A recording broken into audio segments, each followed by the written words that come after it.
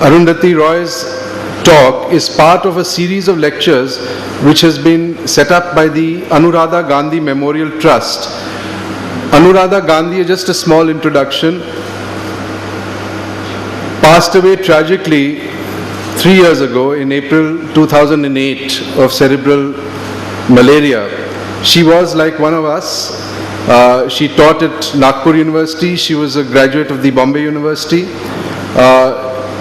An intense sociologist who studied the problems of tribals, the problems of gender and women's exploitation. And this road took her on a revolutionary path, and finally she did support the movement of the tribals in the jungles, was dubbed an Naxalite. She supported the Maoist movement, and as part of the struggles and part of her travails, she moved from Chhattisgarh to Bihar, gave up all her normal middle-class existence and dedicated her life to changing society. When she passed away tragically at a fairly young age, some old friends of her from the university, journalists like me, others, got together and founded this small trust, which is dedicated to holding lectures like these outside. And as I said, all those who would like to make a donation for further such meetings are welcome to do so. Arundhati Roy.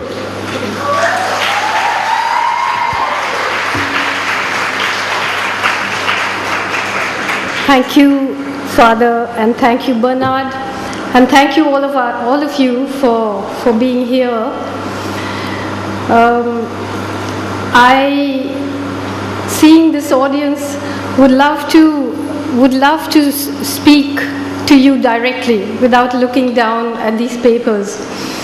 But I would have done that if I was going to say the things that I have said before at several meetings and several forums, if I was going to talk about what's going on in the forests of Chhattisgarh, if I was going to tell you about my experiences walking with the comrades and so on.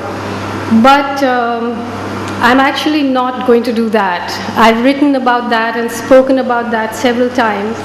And what I'm going to say today might not be a table-thumping speech, but might be a little long, it might be a little technical, but I'm so happy to see so many young people here, because I'm really not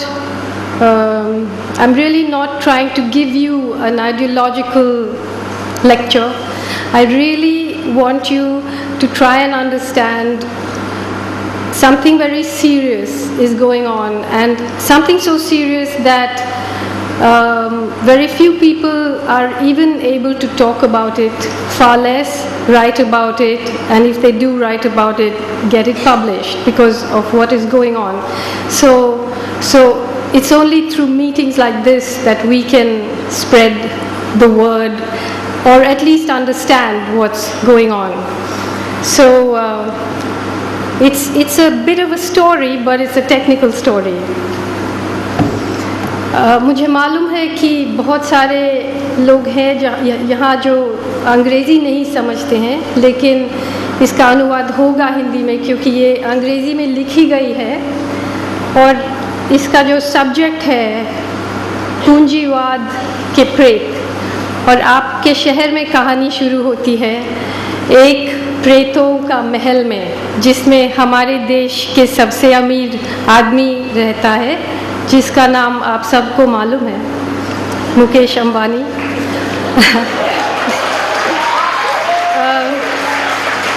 Is there any chance of switching off this light? Because I feel I'm being interrogated already. Thank you. Thank you. So, is it a house or a home? A temple to the new India, or a warehouse for its ghosts? Ever since Antilla arrived on Altamount Road in Mumbai, exuding mystery and quiet menace, things have not been quite the same. Here we are, the friend who took me there said, pay your respects to our new ruler. Antilla belongs to India's richest man, Mukesh Ambani.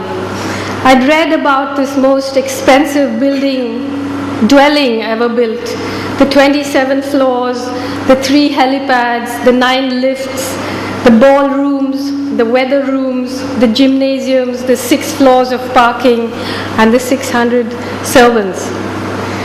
But nothing had prepared me for the vertical lawn, a soaring 27-story high wall of grass attached to a vast metal grid. The grass was dry in patches and had fallen off in neat rectangles. Clearly, trickle down hadn't worked. But gush up certainly has.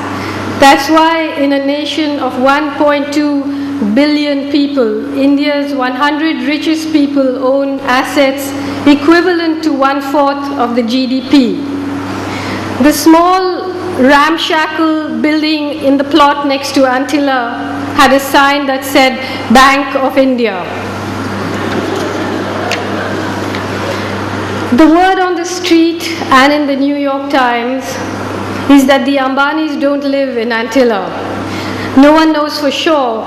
People still whisper about ghosts and bad luck, Vastu and Feng Shui. But maybe it's actually all Karl Marx's fault, all that cussing. Capitalism, he said, and I quote, has conjured up such gigantic means of production and of exchange. It's like the sorcerer who is no longer able to control the powers of the netherworld, whom he has called up by his spells. In India, the 300 million of us who belong to the new post-reforms middle class, who are otherwise known as the market, live side by side with the spirits of the netherworld, the poltergeists of dead rivers, dry wells, bald mountains, denuded forests, the ghosts of 250,000 debt-ridden farmers who have killed themselves, and of the 800 million who have been impoverished and dispossessed to make way for us, and who live on less than 20 rupees a day. Mukesh Ambani is personally worth rupees 1,000 billion. That is 1 lakh crores. Who can understand how much that is? Put up your hand. Anyway, he holds a majority controlling share in Reliance Industries Limited, RIL, a company with a market capitalization of 2,100 billion. That's 2.1 lakh crores. And global business interests that include petrochemicals, oil, natural gas, polyester fiber, SEZs, fresh food retail, high schools, life science research, and stem cell storage services, and a whole lot more. RIL has a 95% stake in Infotel, which recently bought major shares in TV18, which in turn bought shares in ETV. So between them, they run about 27 news and entertainment channels in several languages. Infotel owns the only nationwide license for 4G broadband, a high-speed information pipeline, which, if the technology works, could be the future of information exchange. And Mr. Ambani also owns a cricket team. RIL is one of a handful of corporations that run India. Some of the others are the Tatas, Jindals, Vedanta, Mittals, Infosys, SR, and the other Reliance, ADAG, owned by Mukesh's brother Anil.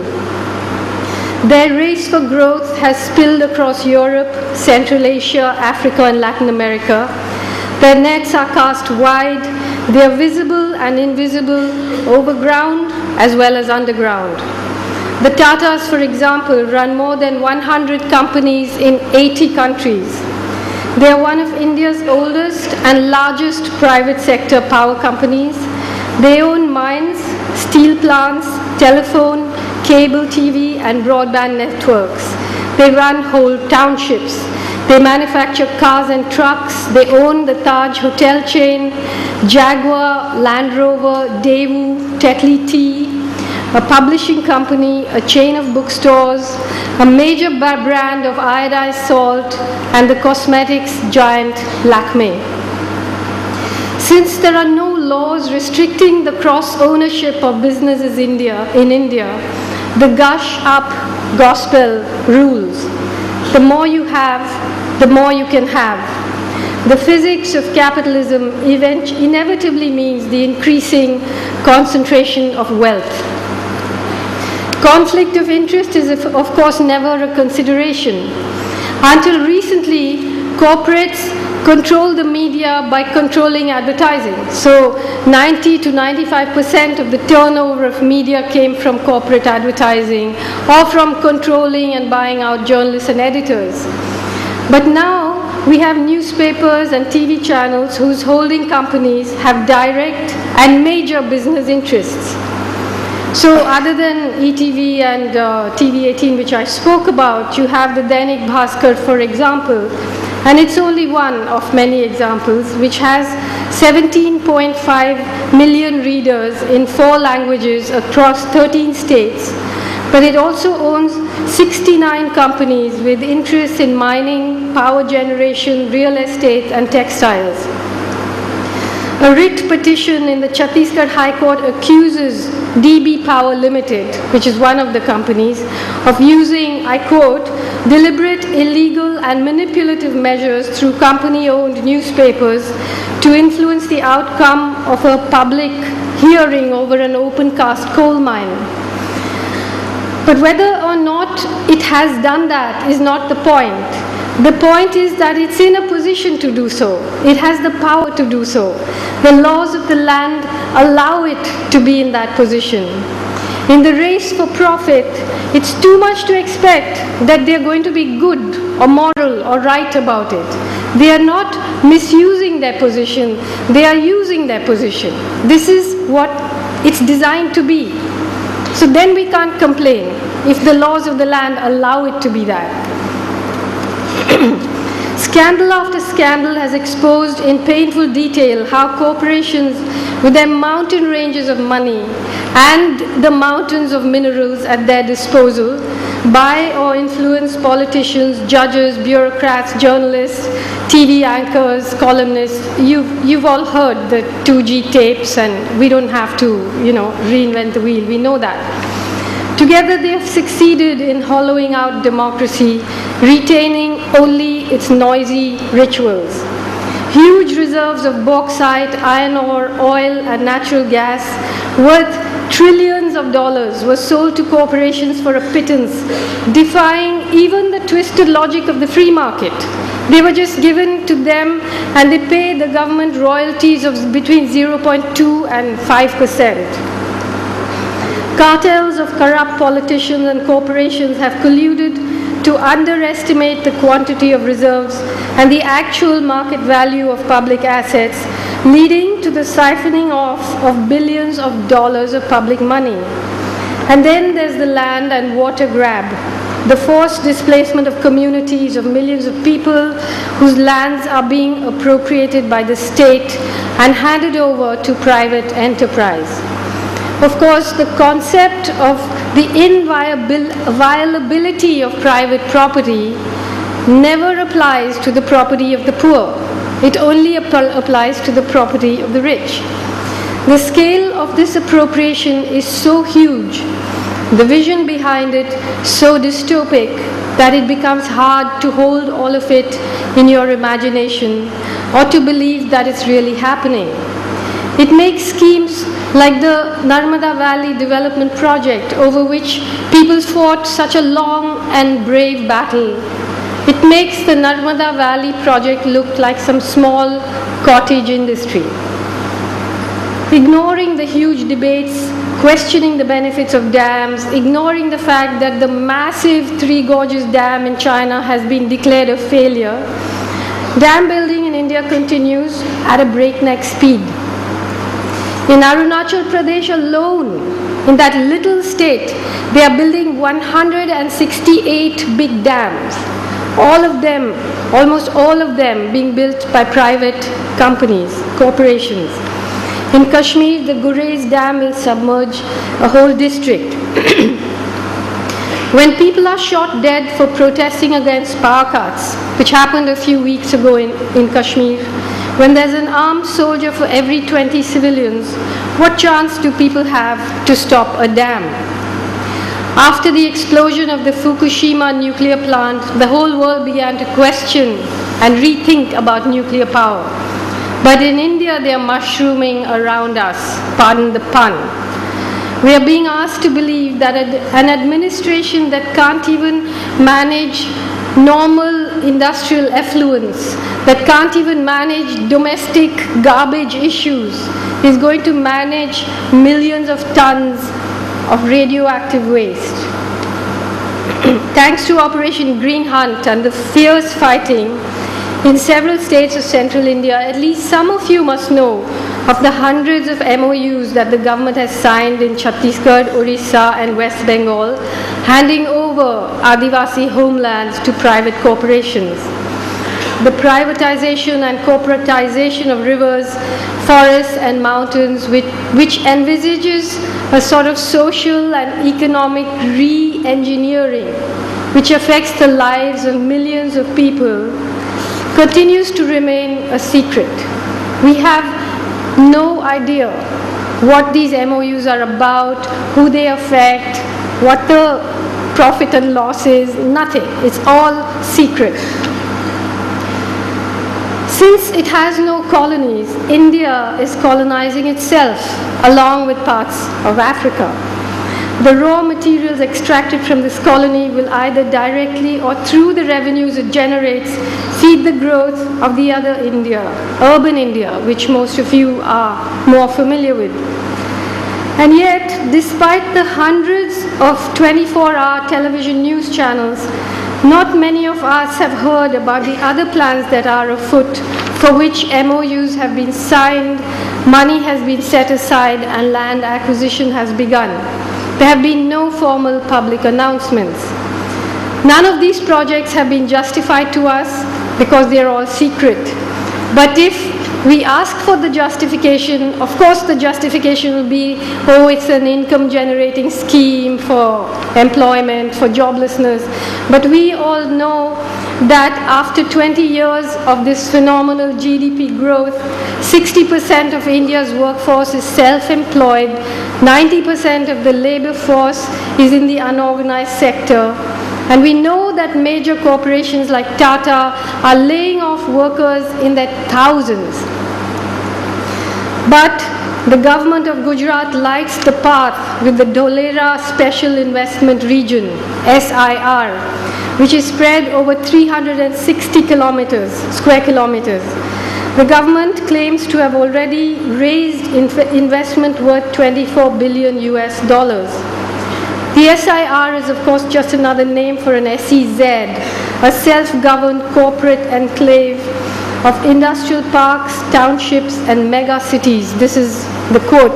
If you want, you can look at the film on YouTube if you want to not sleep for a few nights. The Dholera SIR is going to be connected to Gujarat's other cities by a network of 10-lane highways. Now, all these mega cities and business centers and high-speed flyovers and all of that are going to be built in the most water-stressed zone, one of the most water-stressed zones in the world.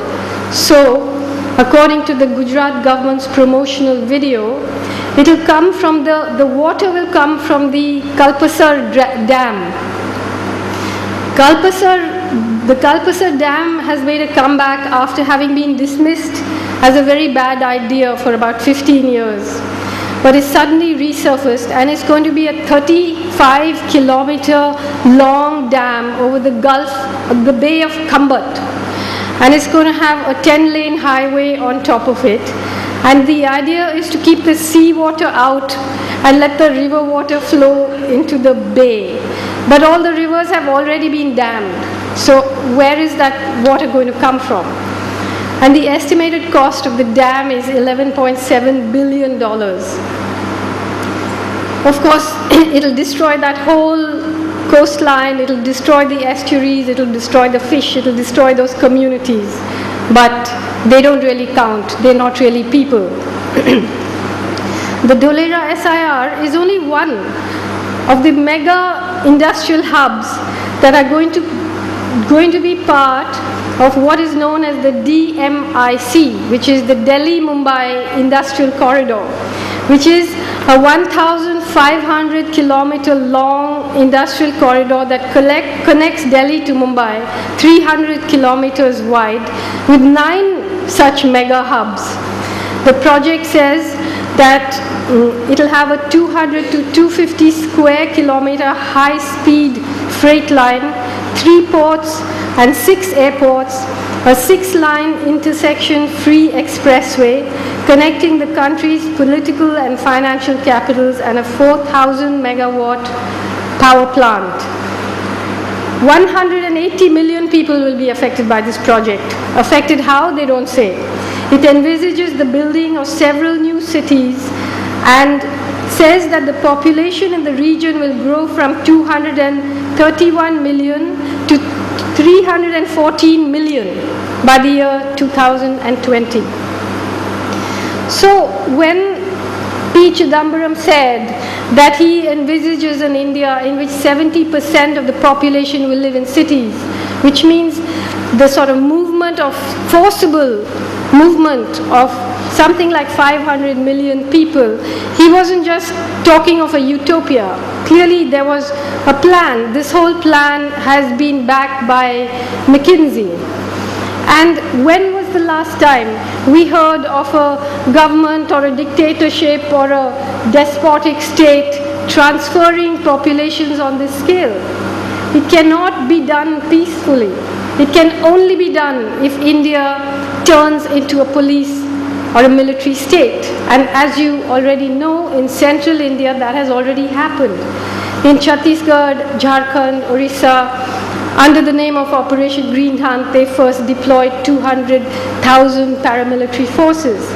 Today, there's not much talk going on, right? Last year and year before last, this time, there was all the talk about the terrorists in the forests and so on, because they needed to justify Operation Green Hunt.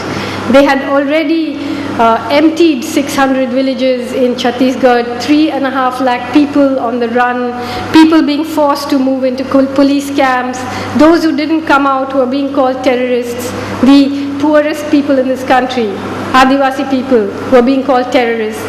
Now there's quiet because they are preparing to call out the army. Already the brigade headquarters and Air Force bases are being readied. So until they are ready, everything is quiet. And then they are going to deploy the army. They've already tried these UAVs, these unmanned vehicle, aircrafts which are bombing in Pakistan, but those haven't worked in this forest area. But the army is being readied.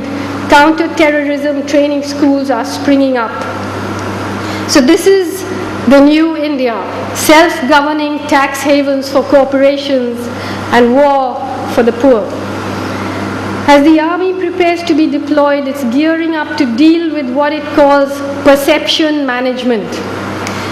It has a doctrine on military and psychological operations out, and I'm quoting from it. A planned process of conveying a message to a select target audience to produce and promote particular themes that result in desired attitude and behavior, which affect the achievement of political and military objectives of the country. So, this is army speak, but basically they are just preparing to use the media to brainwash us into accepting that it's a necessity that the army must be called out. Corporations have their own perception management strategies. And this is what I really want you to listen to very carefully. With a minuscule percentage of their profits, they run trusts, educational institutions, foundations, which in turn fund NGOs, academics, politicians, policymakers, journalists, artists, filmmakers, literary festivals, and even protest movements. They use charity, philanthropy, they like to call it, to lure opinion makers into their sphere of influence. So it's not that they always do bad work, but the thing is that funds are available to these opinion makers to do a certain kind of work. So the funds are not available for other kinds of work. They dry up. So those who see through this and don't want this slowly get marginalized and really can't work. This is a way of infiltrating normality, of colonizing ordinariness, so that challenging them seems as absurd or as esoteric as challenging reality itself. And from here, it's a very quick and easy step to there is no alternative. When reality has been sufficiently infiltrated, then the logic gets inverted. The practice of charity, from being a part-time hobby subsidized by the sort of indecent surplus that they generate, becomes the justification for the system that creates the surplus in the first place. Nandan Nilekani, the CEO of Infosys, said quite disarmingly in an interview to Barbara Crosset, to have philanthropy, you need to create wealth. So corporate philanthropy is a bit like the commercial fishing industry. You know, the big fishing trawlers, they trawl the oceans in the deep seas with these huge nets, and they drag in tons of fish, not all of which they want, because Western consumers, they only eat select portions of select fish. But the nature of capitalism is such, and this, there's such a frenzy that they cut off the fins of the sharks before the sharks die, and then they throw the sort of finless sharks and the dead fish that they don't want back into the sea, and they take what the first world will eat. It's cruel, but that's business. That's what it does. Killing the sharks takes too much time. But now philanthropy has made its entry into the world of commercial fishing. So the EU fishery chief, Maria Damanaki, told people in Europe and the EU, as a part of sweeping marine reform, that instead of discarding these dead fish at sea, low-value fish should be distributed to charities. So not that we should change our way of doing things, we should stop emptying the oceans, but just give these cheap dead fish to poor people. Sweet. Perhaps she could call it the Fishy Foundation. And a few Somali pirates who are mostly fishermen who've taken to piracy because there are no fish left in the sea could be on the board.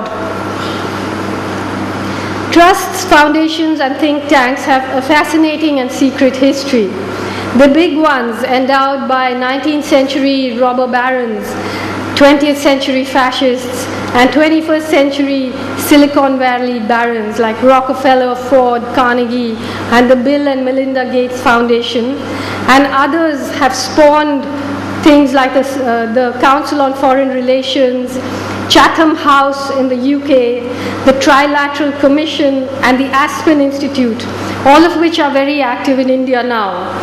And they provide the platform where the international platform where bankers, politicians, senior bureaucrats, corporate executives, industrialists, weapons manufacturers, academics, journalists, and NGO workers can do business.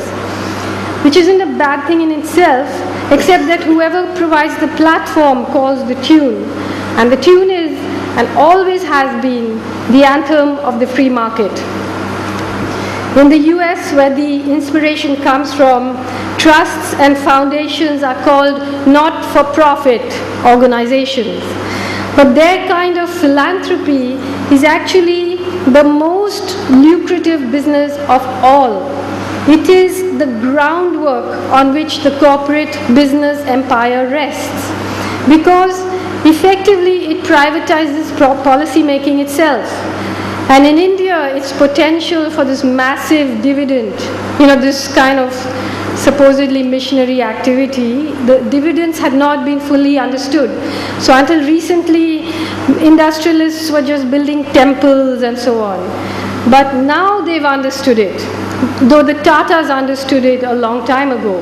So other than their educational institutes like Tata Institute of Social Service and Tata Institute of Fundamental Research, they run two of the largest charitable trusts in India. They donated $50 million some years ago to that needy institution, the Harvard Business School. The Jindals, with a major stake in mining, metals and power, run the Jindal Global Law School and will soon open the Jindal School of Government and Public Policy. It's interesting, Naveen Jindal, who's the CEO of Jindal, he's an MP. He's also the director or chairman or whatever of the National Flag Foundation, because he won this case for the right to fly the flag on his house. And the Jindal's law school, recently it held a protest workshop. So they flew all these activists and poets and singers to kind of demonstrate how to protest to these rich kids in the business school. So, they just lay siege to us, basically. They are on the opposition, they're on the business, they're everywhere. Financed by profits from the software giant Infosys, the New India Foundation gives prizes and fellowships to social scientists.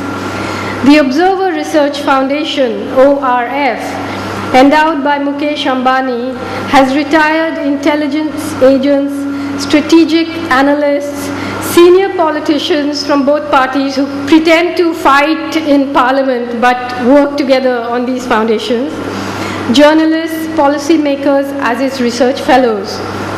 So I'm just going to use the example of ORS to talk a little bit about how these foundations work. In its own words, I'm quoting now from the ORF's own publicity.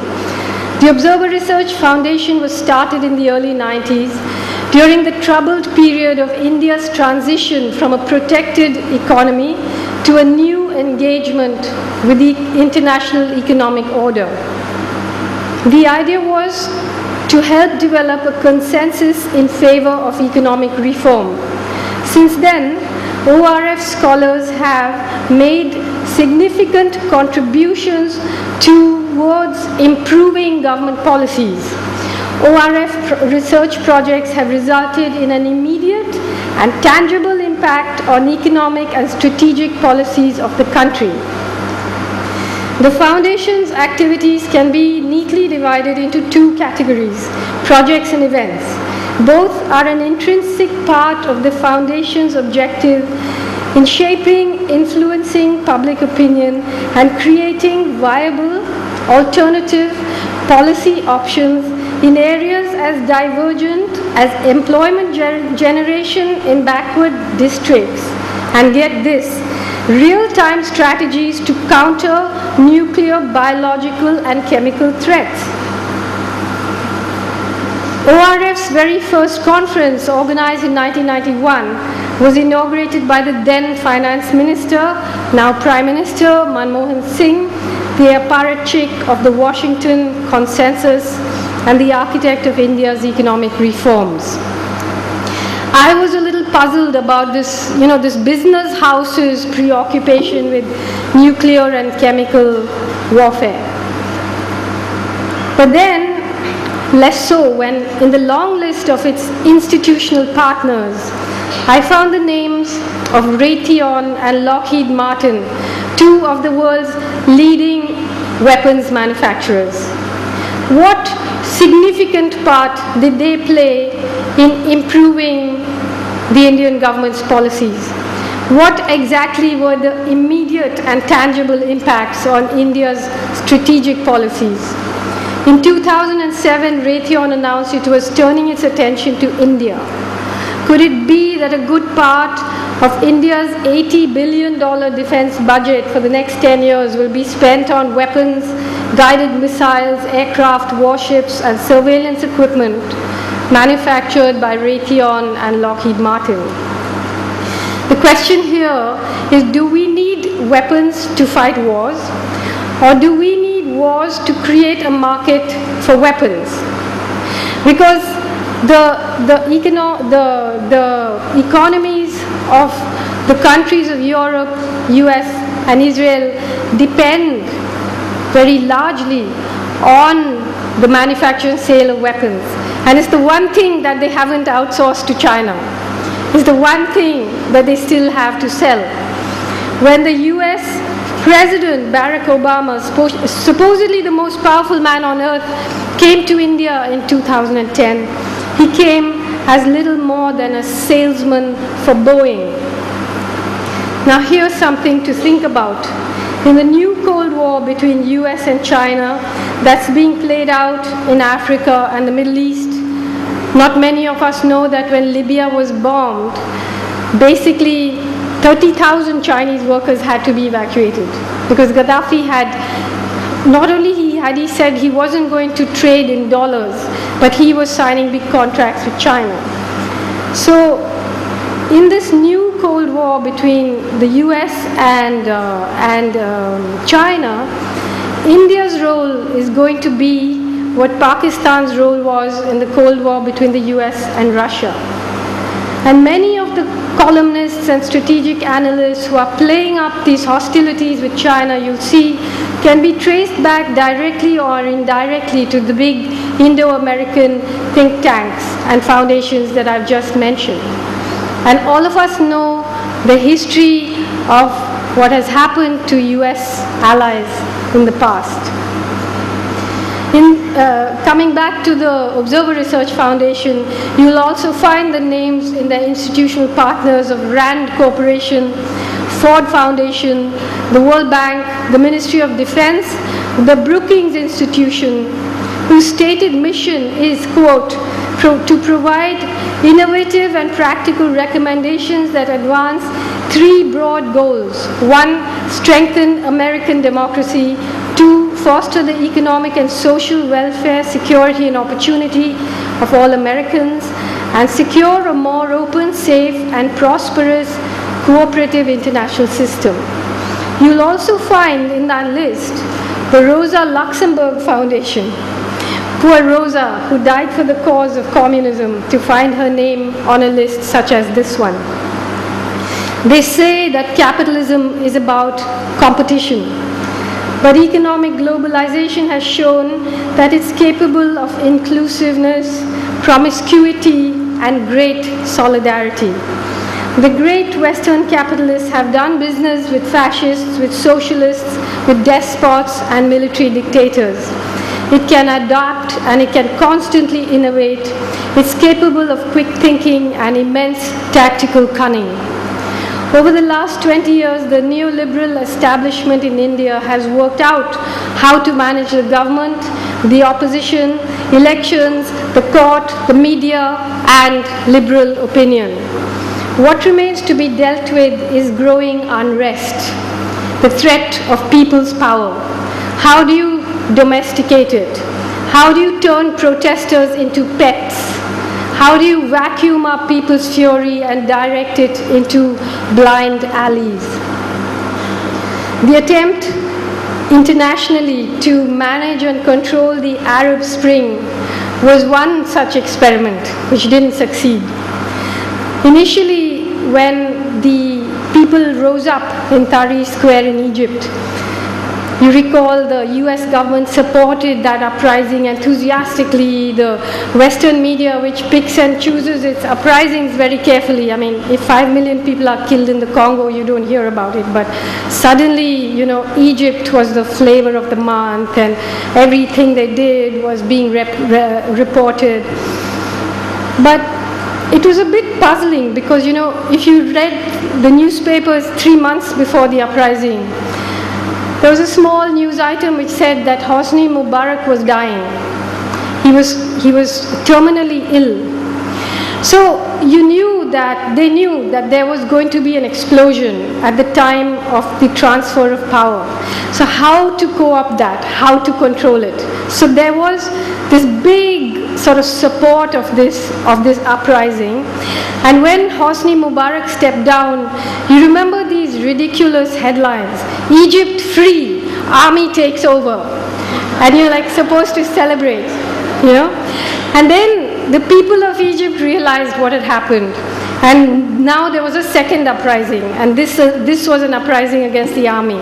And that time when it was crushed, it used US weapons. The unions, all these people were mobilizing, but eventually, of course, it can be co-opted by the Islamic right.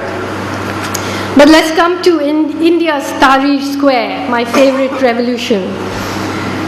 The largely middle-class, overtly nationalist, anti-corruption protest led by Anna Hazare and a clutch of NGO activists funded by Ford Foundation, Coca-Cola and the Lehman Brothers.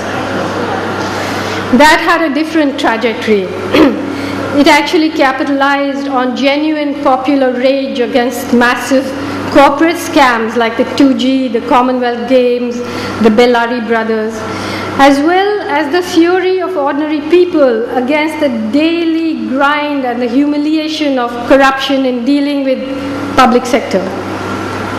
But Anna Hazare's movement, though it called itself a Gandhian movement, its definition of corruption came from an accountant's imagination. You know, how do you define corruption? The only way you can define corruption is if you nail that definition to an accepted legality. Whereas in India, a vast section of our population is outside the legality anyway. The slum dwellers, the rediwalas, the pavement dwellers. And this movement, though it capitalized on real anger, the law that it was advocating was highly un-Gandhian. It was a centralized, draconian agency with powers to prosecute, to investigate, and to punish. Around the clock, corporate-sponsored media campaign proclaimed it to be the voice of the people. You know, Pope Arundhati, he told us it was the voice of the people. And like they were telling you, these TV channels who are so hostile to every people's movement in this country were now like travel agents for Anna Hazare. Gather here, go from here to there, this time so and so will come. It was crazy.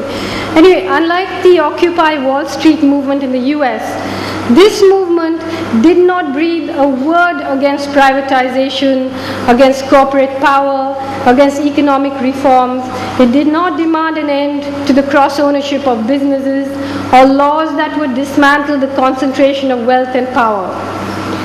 Its principal media backers successfully turned the spotlight away from massive corporate corruption scandals and used the public mauling of politicians to call for a further withdrawal of discretionary powers from the state, for more reforms, for more privatization. After 2 decades of these reforms of phenomenal but jobless GDP growth, India has more malnourished children than anywhere else in the world, and more poor people in 8 of its states than 26 countries of sub-Saharan Africa put together. Despite having been successful in powering through these reforms, despite having waged wars and militarily occupied countries in order to put into place free market democracies, capitalism is going through a crisis whose gravity has not revealed itself completely yet. Marx said, "What the bourgeoisie therefore produces above all are its own grave diggers. Its fall and the victory of the proletariat are equally inevitable." But unfortunately, the proletariat, as Marx saw it, is far from being anywhere close to victory. In fact, it has been dissolved, divided, dismantled, and has almost ceased to exist as a political force. The factories have been shut down, jobs have disappeared, trade unions have been disbanded. The mill workers who are present here in the audience can tell you about that.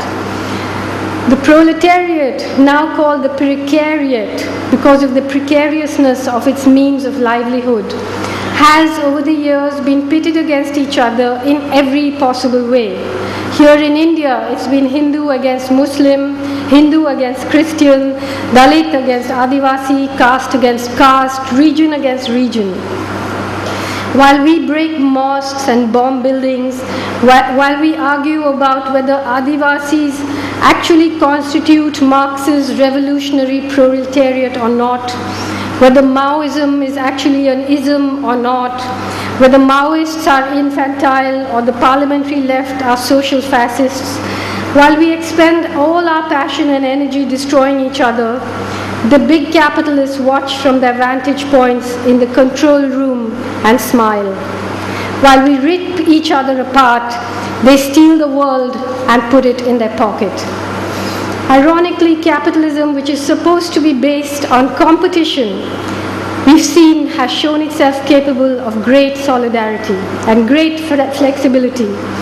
And the left radical tradition, whose ideology is supposed to be based on solidarity, has historically shown itself to be rigid, doctrinaire, puritanical, and authoritarian. It has not been very successful in adapting itself to the very special social conditions that prevail in India. The acrimonious splintering, the endless wrangling, and it has to be said, brilliant intellectual sparring between left intellectuals and their political parties is not a subject that lends itself to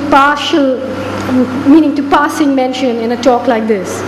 I've dealt with some of it in my earlier writing, so I'm not going to repeat myself here.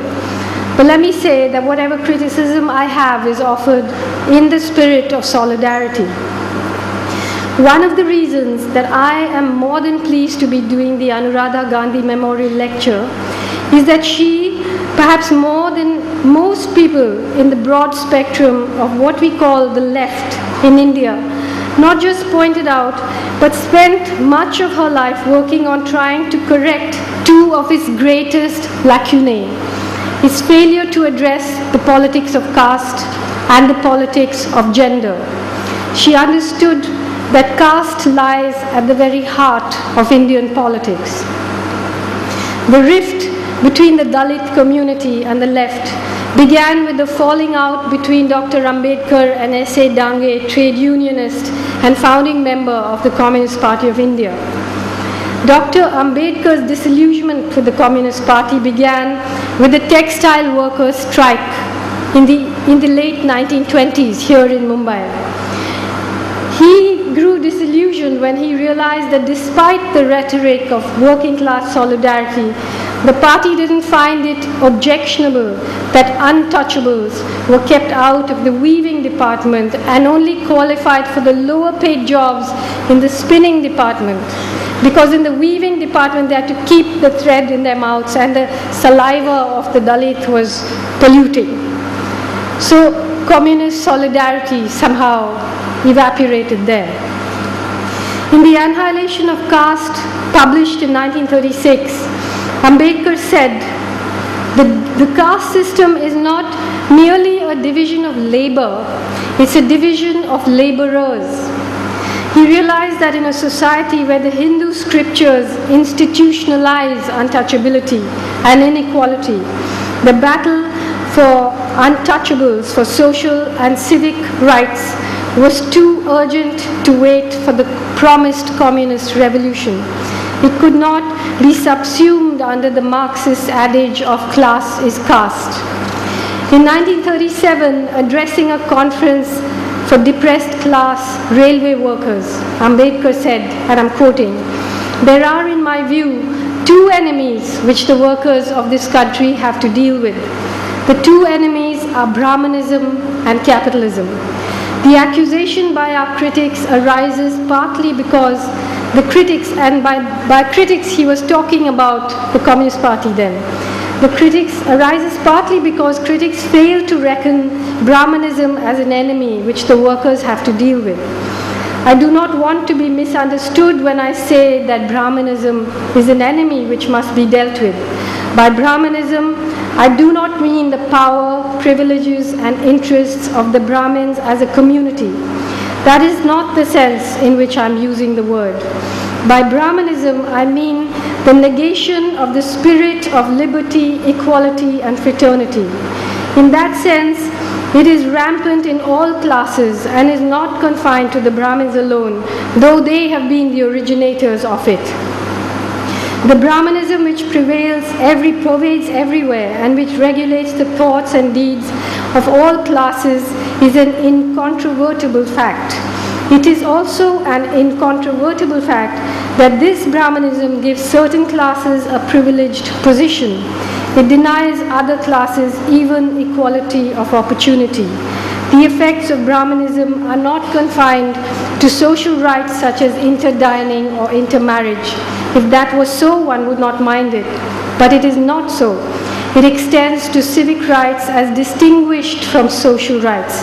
The use of schools, wells, public conveyance, restaurants are a matter of civic right.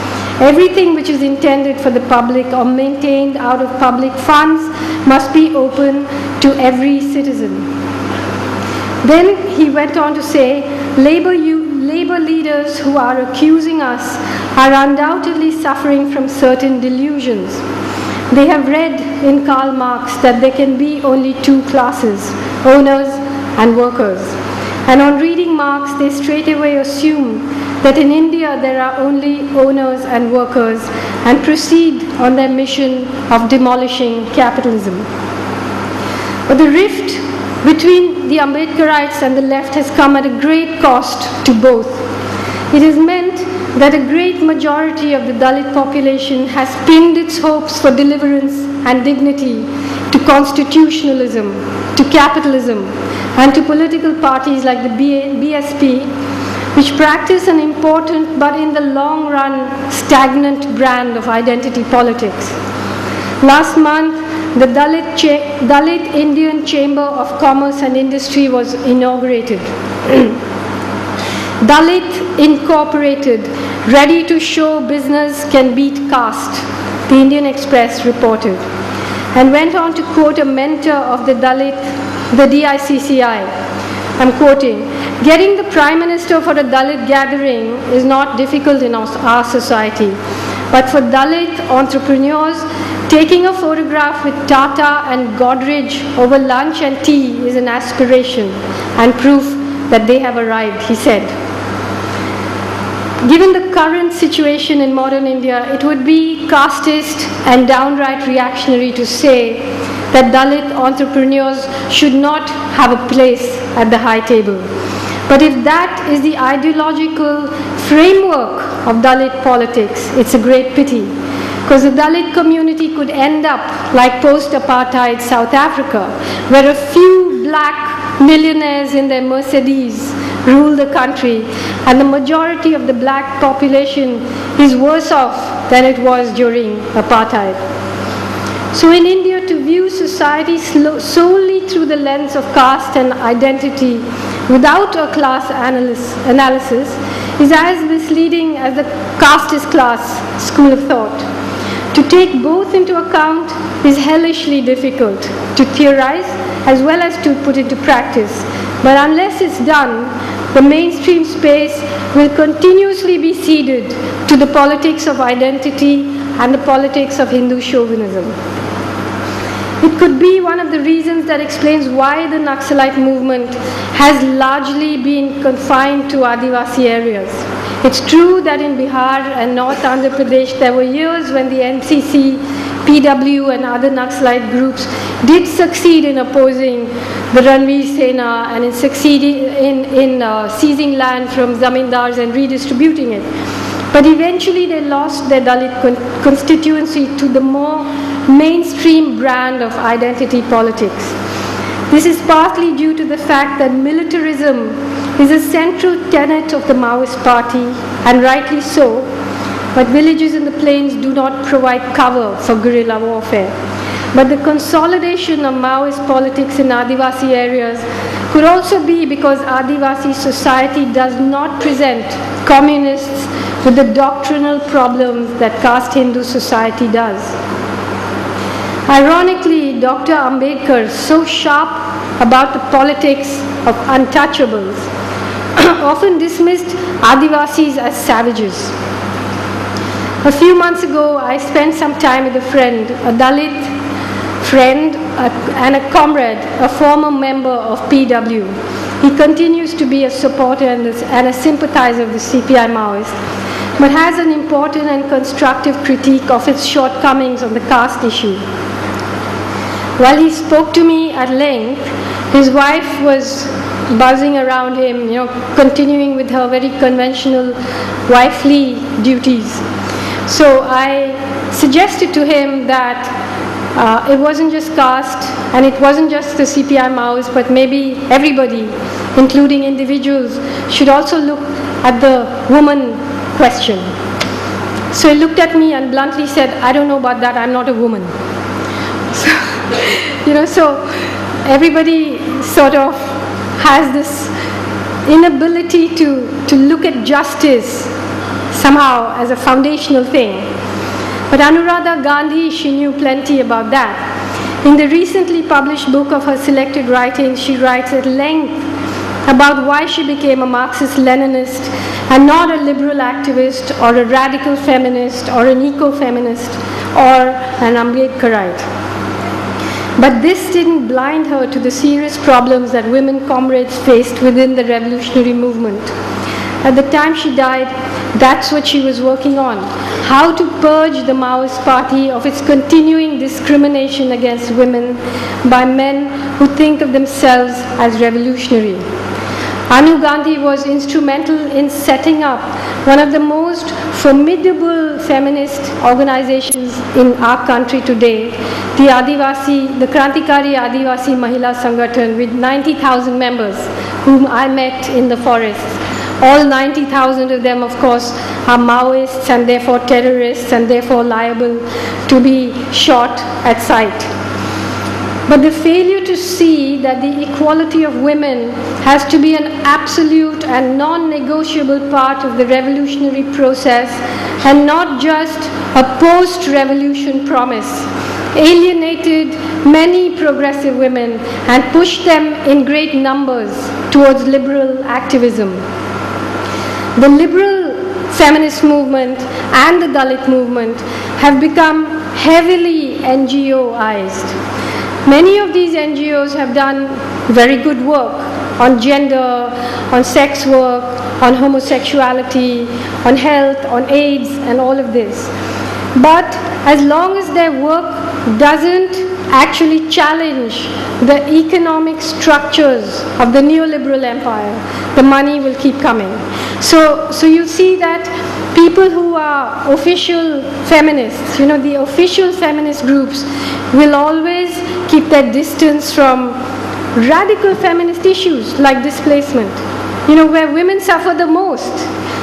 Why are they not there with the Narmada protests or with the protests in Chhattisgarh? Because NGO funding doesn't allow that to be part of the agenda. Now, at a time when capitalism is going through such a serious crisis, it's important for the left to show a new and more flexible and inclusive imagination. I returned from my trip to the Dandakaranya forest with a great deal of admiration for the struggle the CPI Maoist is waging there against the greatest odds. Across Chhattisgarh, Orissa, Jharkhand and West Bengal, the Maoist party, along with a host of other militant mass movements, despite all their arguments and setbacks, have stopped some of the richest corporations in their tracks. But it's a fragile and temporary victory. They're under siege. There's no help coming their way. And we must not lose sight of the fact that it's just a holding operation against a marauding force that has pushed us all against the wall. If you look at if you look at what has happened in the last 30 years, when the Naxalbari movement started in the late 60s, what were they asking for? People were asking for justice. People were asking for land redistribution, for the taking away of land from zamindars, the distributing land to the tiller and so on. The Naxalite movement was crushed, then the JP movement started, but even then people were asking for equality. The emergency came, it was to crush what Indira Gandhi thought of as Sampurna Kranti, a complete revolution. But today what has happened, we are fighting to prevent land, what little land people have from being taken away. We've forgotten the idea of justice. It's been reduced to human rights. In Jungle Mahal, the whole thing started because they're asking the police to apologize for killing people. Even that was not forthcoming. So we've been actually pushed against a wall, and even the radical revolutionary movements are now fighting to save the takeover of people's lands. The landless, the slum dwellers, the people who are marginal in other ways, who don't have land, are not even part of the revolutionary vocabulary anymore. So we really have suffered a very, very big setback, which we have to face up to and acknowledge. But despite all of this, capitalism is in a crisis. Trickle down failed, gush up is failing too. The international financial meltdown is closing in. The growth rate has plummeted to 6.9%. Foreign investment is pulling out, and these huge international corporations, including Reliance, are sitting on huge cash reserves. They don't know where to invest, and that is a structural crack in capitalism. It's more terrifying than anything else. If you have money and you can't push it out and you can't make it grow. Capitalism's real grave diggers may end up being its own delusional cardinals who have turned ideology into faith. They seem to have difficulty comprehending reality or grasping the science of climate change, which says quite simply that capitalism, including the Chinese variety, is destroying the planet. Derek Jensen, author of Endgame, offers us some grim statistics. 90% of the large fish in the ocean are gone. There's 10 times as much plastic as there is phytoplankton. 97% of the Earth's native forests are destroyed. 98% of native grasslands are destroyed. Amphibian populations are collapsing. 200 species of living organisms are driven to extinction every day. The two old tricks that dug capitalism out of crises in the past, war and shopping, militarism and consumption, are not going to work anymore. So now, what are we going to do? It might be too much to ask people in the cities to support the struggle in the forest. That's a separate matter, that we must fight for the people in those forests to be allowed to remain in the forest. We must fight for a non-capitalist society to survive in that forest, because they are not the past, they are the future. But if you want me to just tell you one tangible thing that we must ask for, whether you're from the right, whether you're from the left, whether you're a farmer, whether you're a businessman, whether you're a student or a poet or whoever you are, one thing is that these giant monopolies must be dismantled. We must stop the cross-ownership of businesses. Otherwise, even small businesses will end up like small farmers, like squatters outside the giant, mega capitalists sort of selling them ancillary products or something. So that has to stop. I stood outside Antilla for a long time, watching the sun go down. Why did the Ambanis call it Antilla? Antilla is the name of a set of mythical islands whose story dates back to the 8th century Iberian legend, when the Muslims conquered Hispania, 6 Visigothic bishops put their parishioners into 6 ships and set sail. They fled the coast of Spain. And after some weeks at sea, they arrived on this set of islands called Antilla, where they decided to raise a new civilization. And they burnt their boats to permanently sever their links to their barbarian-dominated homeland. The Ambanis Antillas bought at a subsidized rate from the Karimboy Ibrahim Khoja Orphanage Trust. By calling their tower Antilla, did they hope to sever their links to the poverty and squalor of their homeland and raise a new civilization closer to the sky? Is this the final act of the most successful secessionist movement in India, the secession of the middle and upper classes into outer space? As night fell over Mumbai, guards in crisp linen shirts with crackling walkie-talkies appeared outside the forbidding gates of Antilla. The lights blazed on to frighten the ghosts, perhaps. People in the neighborhood complained that Antilla has stolen the night. Perhaps it's time for us to take back the night. Thank you.